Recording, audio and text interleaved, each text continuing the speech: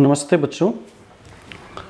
अब जिस टॉपिक को हम लोग आगे की ओर लेकर बढ़ेंगे वो टॉपिक जो पहले से चला आ रहा है संख्यावाची शब्द का, उसमें हम लोग आगे देखेंगे। इसमें जो भी आगे की ओर जो बढ़ाने वाली जो प्रक्रिया है इस संख्यावाची शब्द के अंतर्गत, आपने देखा होगा इसके अंतर्गत कि 1 से 4 तक हम लोग देख चुके हैं। तो 1 से 4 तक जब देख चुके हैं तो उसका रूप कैसे कैसे वाक्यों में प्रयोग होता है, उसमें किस तरह से एग्जामिनेशन में प्रश्न पूछे जाते हैं, इसकी काफ़ी हम लोगों ने बृहद स्तर से हमने चर्चा की है। तो अब जो है हम लोग इसलिए 5 से हमने यहाँ लिखा है संख्या को। आप देखेंगे यहाँ मैंने जो भी डिजिट हमने बैठाए हैं, संख्या को बैठाए हैं, वो 5 से हमने शुरू किया है। चूँकि 1 से 4 तक हमने पिछले वीडियो में सारे के सारे हम लोग रूप कैसे कैसे प्रयोग होते हैं पुल्लिंग स्त्रीलिंग नपुंसकलिंग में 1 से 4 तक का वो कैसे होता है उसका हम लोग प्रयोग देख चुके हैं। तो अब जो है हम लोग 5 से इसलिए शुरू किए, और इसमें कौन कौन से ऐसे ट्रिक हैं जिनको आपको जानना जरूरी है, क्योंकि उन ट्रिक को यदि आप जानते हैं तो कुछ कुछ चीज़ों को आपको सिर्फ याद रखना होगा, बाकी रूप आपको ऐसे ही फिर याद हो जाएगा। जो आपको सिलेबस में 100 तक दिया हुआ है, 100 तक दिया हुआ है, तो 100 तक अभी हम लोग फिलहाल देखेंगे। फिर इसके आगे फिर जैसा होगा वैसा फिर हम लोग करेंगे। फिलहाल आपके जिस सिलेबस में दिया गया है वो 100 तक का संख्यावाची शब्द आपको पढ़ने हैं, ठीक है, 6 से लेकर के 10 तक में। तो चलिए देख लेते हैं। 5 का हो गया पंच, उस प्रकार से षट, षट भी मिलता है, संधि होने पर षट जो है षट में बदल जाता है। इसी प्रकार से है सप्त, ठीक है ना, सप्त, अष्ट, अष्ट या अष्टौ, अष्टौ भी होता है रूप। इसी प्रकार से 9, फिर 10 का हो गया 10। हिंदी में हम लोग दंत स लिखते हैं, संस्कृत में तालव्य श होता है। उसी प्रकार से फिर एकादश, एकादश, द्वादश, 12 का द्वादश। इस प्रकार से 13 का हो गया त्रयोदश, त्रयोदश। फिर 14 का हो गया चतुर्दश,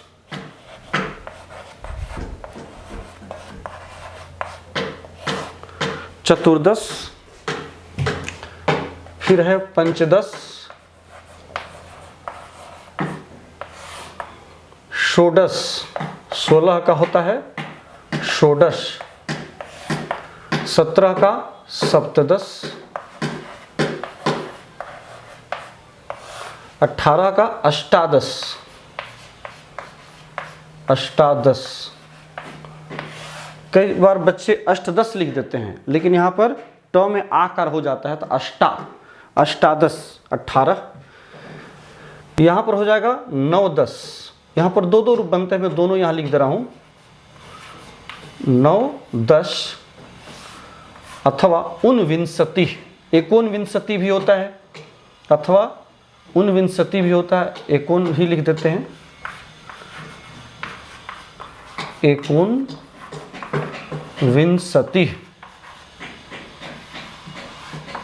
एकोनविंशति अथवा 49, 49 भी होता है,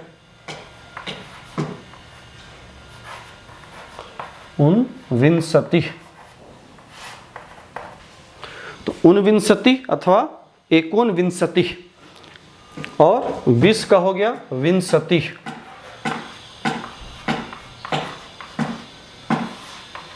विंशति। यहाँ पर मैं आपको थोड़ा सा रोकूंगा। कुछ चीज़ ऐसी है जो आपको जानना है, जो कि मैंने बताया था आपको कि कुछ कुछ ऐसी चीज़ें हैं जो बीच में आपको जानना जरूरी है। यहाँ पर आप देखेंगे कि यहाँ तक तो ठीक चला रहा है, यहाँ से 10 तक का 10 भी रूप होता है, अगर तृतीया विभक्ति अगर इसका कोई विशेष है तो। उस प्रकार से 9 भी या अष्टाभी या सप्तभी या पंच भी इस तरह से रूप होते हैं। यहाँ से आप जैसे एकादश 11 का, द्वादश 12 का हो गया, 13 का त्रयोदश, तो इस प्रकार से चतुर्दश भी हो जाएगा। पंचदश, षोडश 16 के लिए, सप्तदश 17 के लिए, अष्टादश बहुत बार बच्चे अष्टदश कर देते हैं, इसको तो आपको थोड़ा सा ध्यान रखना होगा, बहुत बार एग्जाम में पूछा भी जाता है ये। यहाँ पर देखिएगा कि 19 का नवदश या ऊनविंशतिः या एकोनविंशतिः, ये तीनों रूप होते हैं। यहाँ पर एक चीज़ ध्यान देने का है कि यहाँ पर जो आप एकोनविंशति देख रहे हैं, ये जो एकोनविंशति है, विंशति से पहले है ना, यहाँ विंशति से पहले देखिए एकोन है, ए लगा हुआ है यहाँ पर, है ना, एकोनविंशति या ऊनविंशति, ऊनविंशतिः, और इसके आगे 20 में विंशति है। इस पर मैं ज़्यादा फोकस इसलिए देना चाह रहा हूँ कि देखिए विंशति मतलब हो गया 20, और इसमें जब एक कम हो जाता है तो उसको हम लोग एकोनविंशति कहते हैं। तो हर वो 10 संख्या पर जो पूर्ण शब्द है, जो पूर्णार्थक शब्द आएगा, जैसे 20 के बाद फिर 30 जहाँ आएगा, है ना, फिर जहाँ 40 आएगा, तो वहाँ पर जो भी उसका रूप होगा वही रूप उससे एक पहले वाले में, मतलब कहने का मतलब जैसे 20 पर हुआ तो 20 से एक पहले क्या है, 19 है ना। तो यहाँ पर जो है एकोनविंशति कहलाएगा, मतलब आगे वाले में विंशति पद, विंशति मतलब 20 हो गया, तो विंशति में से एक घटा दीजिएगा तो एकोनविंशति होगा, एकोन लगा दीजिएगा तो विंशति में से एक घट गया, मतलब 19 हो गया, 19 हो गया। आप हिंदी में भी देखिए ना, आप यदि हिंदी के शब्दों को यदि आपने ध्यान से देखा होगा, हम क्या कहते हैं, यदि 10 से शुरू करें, 10, 11, 12, 13, 14, 15, 16, 17, 18, 19, 20, है ना, 19 उन, है ना, 20 से पहले क्या लग गया, उन लग गया, 19 कहते हैं, 19। उस प्रकार से 29 कहते हैं, 30 मतलब 30, 30 हो गया। अब 30 से पहले क्या बोलते हैं, 29, है ना। वहाँ भी हम लोग हिंदी में भी जब प्रयोग करते हैं तो क्या करते हैं, जैसे यहाँ पर अगर हिंदी में लिखेंगे तो क्या लिखेंगे, 29 लिखते हैं, 29 लिखते हैं ना, और 30 के लिए क्या लिखते हैं, 30 लिखते हैं। तो यहाँ देखिए 30 का तो 30 हो ही गया, लेकिन जैसे कम हुआ, एक कम हो गया, तो हिंदी में भी देखिए 29 आ गया, उन आ गया। उन शब्द का अर्थ ही होता है एक कम, ठीक है ना। इसी चीज को आपको याद रखना है। जहां भी दशांक पूर्ण होगा, 10 अंक के बाद जो भी डिजिट चेंज होगा, मतलब 10 के बाद 20, 20 के बाद 30, 30 के बाद 40, 40 के बाद 50, 60, 70, 80, 90, 100, तो इस प्रकार से हर 10 अंक के बाद जो आपका संख्या जो बदलते जाएगा, तो वहां पर जैसे एक पहले आएगा, जहां 40 है तो 39, 50 है तो 49, तो वहां पर हर जगह आपको एकोन का प्रयोग करना है।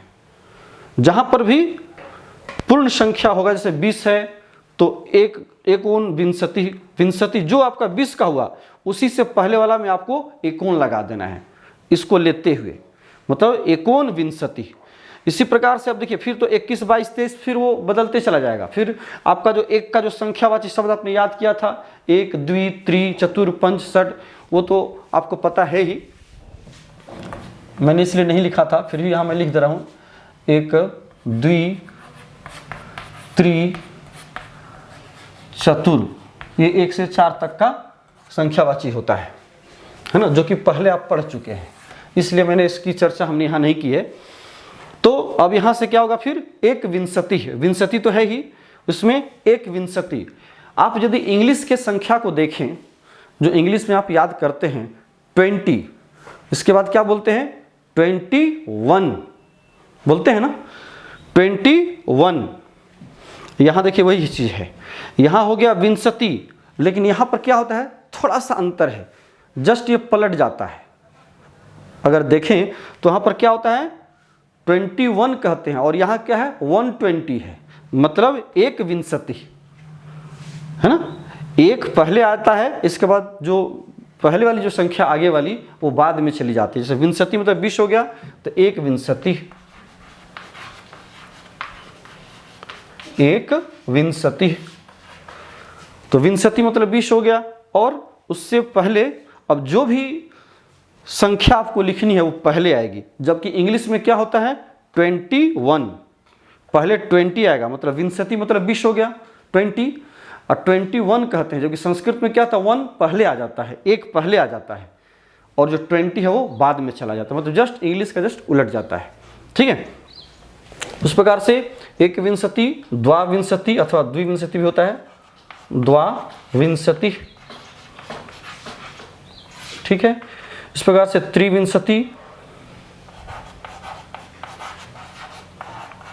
त्रिविंशति,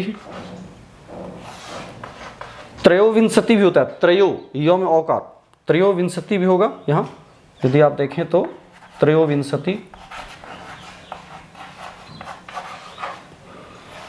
त्रयोविंशति भी होता है। फिर 24 का चतुर्विंशति, ठीक है, चतुर्विंशति, 24, 24। चतुर में व के ऊपर रेफ है और वी है, अनुस्वार है, विंशति, ठीक है, विसर्ग सब में होगा चतुर्विंशति में, ठीक है। पंचविंशति, 25 का हो जाएगा पंचविंशति। बहुत बच्चे क्या करते हैं, विंशति में विसर्ग नहीं देते हैं, जबकि विंशति में विसर्ग होता है। उस प्रकार से षड्विंशति, षड्विंशति,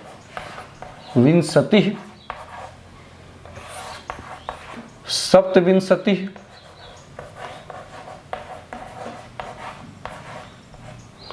सप्तविंशति, अष्टविंशति अथवा अष्टाविंशति दोनों होता है, अष्टाविंशति, ठीक है। यहाँ जो हमने लिखा था वो हिंदी में लिखा था, इसको हटाते हैं। अब यहाँ ये फिर देखिए यहाँ पर वही आ गया। अब 30 आने वाला है तो 30 से आने से पहले वाला जो है 29, इसमें फिर वही एकोन हो जाएगा, मतलब एक कम है, एकोन, उन, एक जोड़ उन, एकोन होता है। उन मतलब होता है कम, तो कितना कम, एक कम, है ना। यदि आप इसका संधि विच्छेद देखिएगा तो एक जोड़ उन, तो अ के बाद उ आया, अ और उ मिल के हो गया क्या, ओ, गुण संधि, है ना, गुण संधि। अ के बाद उ आया तो ओ हो गया। जैसे सूर्य जोड़ उदय, सूर्योदय, तो इसी प्रकार से यहाँ पे एक जोड़ उन, उन मतलब होता है, उन शब्द का अर्थ ही है कम, तो कितना कम, तो एक कम। तो एकोन कितना है आगे, तो 30 है, तो 30 का संस्कृत क्या होता है, 63 होता है। देखिए पहले मैं 30 का लिख दे रहा हूं, 63, ठीक है ना। अब 63 में एक कम है, तो एकोन 63, एकोन 63। ये इस तरह से आपको याद रखना चाहिए हर दशांक के बाद, ठीक है ना, दशांक से पहले, सॉरी दशांक से पहले, जहां भी 10 पूरा होता है वहां पर। तो आपको जैसे 30 का याद हो गया तो समझ लीजिए कि 29 का क्या हो जाएगा, एकोन 63। हर जगह एकोन लगा दीजिए और जो नेक्स्ट वाला जो संख्या है उसको, उस शब्द को, उस संख्यावाची शब्द के संस्कृत शब्द को आपको रख दीजिए। उस संस्कृत शब्द जैसे यहाँ 63 हो गया तो जो इससे पहले वाला है तो एकोन लग गया, या उन भी लगा सकते हैं। एक को अगर एक नहीं लगाएंगे तो उन भी लगा सकते हैं। उन 63, उन मतलब कम, मतलब 30 से कम है, तो 30 से कम मतलब एक कम है, जनरली भाव यही लिया जाता है। तो एक तो उन 63, या फिर 9विंशति भी हो सकता है। ये तीनों जैसे कि यहाँ आपने देखा था 9-10 हुआ था, उस प्रकार से सती भी हो जाएगा 9विंशति। तो इस तरह से आप इसको आप बनाते चले जाइए। अब देखिए मैंने इसके आगे मैंने सिर्फ 40, 50, 60 इस तरह से मैंने लिखा है सिर्फ दशांक को। तो इस प्रकार से 40 को क्या करेंगे, चत्वारिंशत्, चत्वारिंशत्। अब फिर इसमें वैसे ही फिर एक शुरू कर दीजिएगा, एक चत्वारिंशत्, द्विचत्वारिंशत्, त्रयोचत्वारिंशत्, चतुश्चत्वारिंशत्। तो इस तरह से फिर जो है वो चलाएगा आपको 49 तक। तो जैसे 49 पे आएगा तो फिर एकोन, एकोन क्या, 50, एकोन 50। जो 50 आया है ठीक उससे पहले एकोन हो जाएगा, तो एकोन 50, ये याद रखना है आपको। अब फिर अब चलिए 50 का 50, फिर 60 का 60, इसी 60 से 60 बना है इंग्लिश में, है ना, 60। जो संस्कृत में हम लोग त्रि पढ़ते हैं, त्रि मतलब 3, इसी त्रि से इंग्लिश में 3 बना है। आप यदि इंग्लिश लैंग्वेज के यदि इतिहास को, हिस्ट्री ऑफ इंग्लिश लिटरेचर जब आप पढ़ेंगे तो उसमें दिया गया है कि संस्कृत सोचिए कि हमारी जो है कितनी समृद्ध भाषा है कि उसमें उन चीज़ों का वर्णन किया गया है कि इंग्लिश में भी संस्कृत से कई शब्दों को उसमें लिया गया है। जैसे फादर, मदर, तो फादर मतलब पितर से फादर बना, मदर से मातर शब्द बना, माता, मातारो, मातर जो इसका जो रूप चलता है। इसी प्रकार से आपका त्रि शब्द से इंग्लिश का थ्री बना है, तीन के अर्थ में, है ना। षष्ठी देख रहे हैं, 60, इंग्लिश में 60, 60 को हम 60 कहते हैं, यहाँ षष्ठी है। तो इसी से, तो इस प्रकार से बहुत सारे रूप आप मिलाएंगे तो सब लिए गए हैं। फिर यहाँ हो गया सप्तति, फिर अशीति, 80, 80, फिर 90, 90, और शतम, 100। अब सिर्फ 1, 2 आपको जोड़ते जाना है, उसके रूप को बनाते जाना है। लेकिन हाँ, एक चीज़ जरूर याद रखिएगा, जहाँ पर दोनों को जोड़ने के बाद जहाँ संधि का नियम हो उसको जरूर प्रयोग में लाना चाहिए। जैसे कि यहाँ पर देखिएगा अशीति शब्द है, तो एक अशीति करिएगा तो एक अशीति लिखिएगा तो गलत हो जाएगा। क्यों गलत हो जाएगा? क्योंकि एक में क में अ है और अशीति का अ में भी अ है, तो दोनों अ और अ मिलके आ हो जाएगा, दीर्घ संधि हो जाएगी। तो यहाँ पर हो जाएगा एकाशीति। यही चीज़ थोड़ा सा आपको ध्यान रखना होगा। जैसे कि हम इसे हटाते हैं, थोड़ा सा इसे हटा करके आपको मैं कुछ बताना चाहता हूँ। जैसे कि एक अशीति के साथ एक जोड़िएगा तो एक अशीति हुआ। तो आप तो सोचिएगा कि सर बताए हैं एक को अशीति के साथ जोड़ देना है, लेकिन यहाँ पर देखिए क में अ है और अशीति का अ यहाँ है, तो दोनों मिलकर क्या हो जाएगा, अ और अ मिलकर आ हो जाएगा, मतलब एकाशीति, एकाशीति हो जाएगा, है ना। तो जहाँ पर जो संधि का नियम है उसको जरूर पालन करना चाहिए, ये संधि में कहा भी गया है, ठीक है। संधि के नियम में भी ये बात बताई गई है। तो उस प्रकार से फिर अब जैसे चत्वारिंशत् है, तो फिर यहाँ भी जैसे मान लो 100 आता है, चतस, त्रयश, तो त्रयश में 100 है तो बाद में च आया है तो तालु वाला वर्ण हो जाएगा, नहीं। जैसे त्रयश चत्वारिंशत्, ठीक है, तो वहाँ पर तालव्य श हो जाएगा। तो कहने का मतलब है कि जहाँ जहाँ संधि का नियम उसको जरूर ध्यान में रखते हुए आप सिर्फ यही संख्या आपको जुड़ती चली जाएगी और आपको उसको उसी तरह से बनाते चला जाना है।